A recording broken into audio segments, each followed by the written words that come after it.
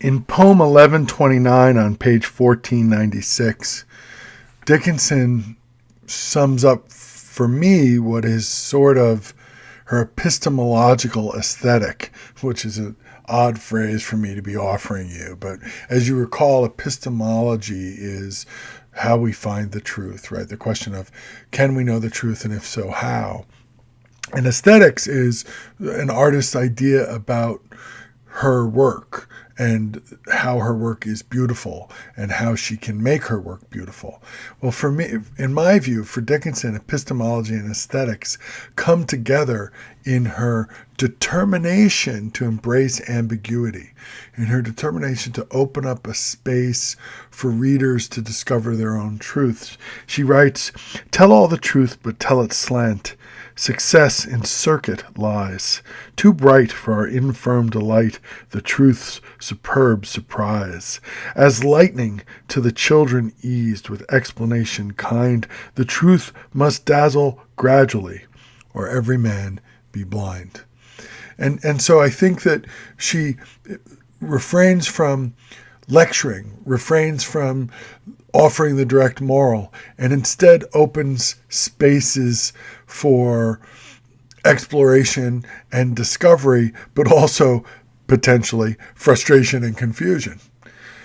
The techniques she uses to create this ambiguity are much like the techniques we talked about in our discussion of compression. In fact, the compression itself contributes to the ambiguity. So in one way, the previous lecture is setting up the foundation for the ambiguity that Dickinson is part of her epistemological aesthetic, as I said.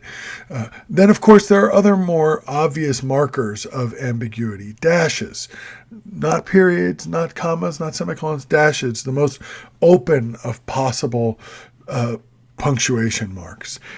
Another interesting way that she works in many of the poems to promote ambiguity is to undercut binaries.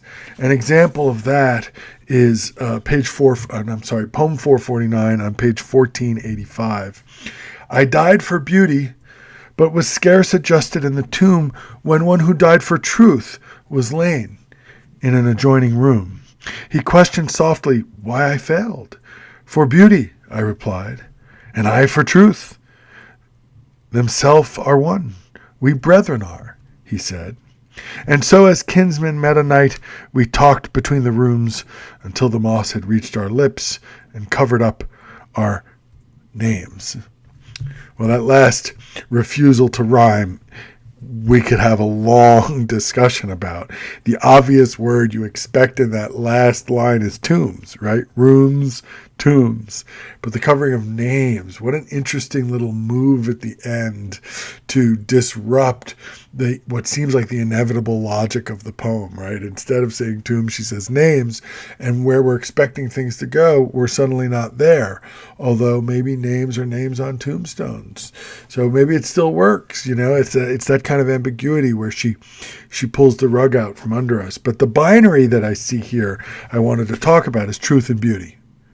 And truth and beauty are often represented in philosophy or in cultural arguments, especially in 19th century America, as opposites. And she presents them at first as opposites, but then conflates them, draws them together, explores their similarity, their relationship, kinsmen met at night.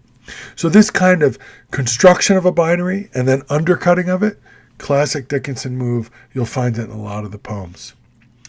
Perhaps the most profound technique for ambiguity comes from how often the poems, especially the death poems, end with unresolved situations where we're brought up to the edge of knowing and then left there. And a good example would be the poem right below the one I just read, poem 465 on page 1485 of your anthology, the infamous I heard a fly buzz. I heard a fly buzz when I died. The stillness in the room was like the stillness in the air between the heaves of storm.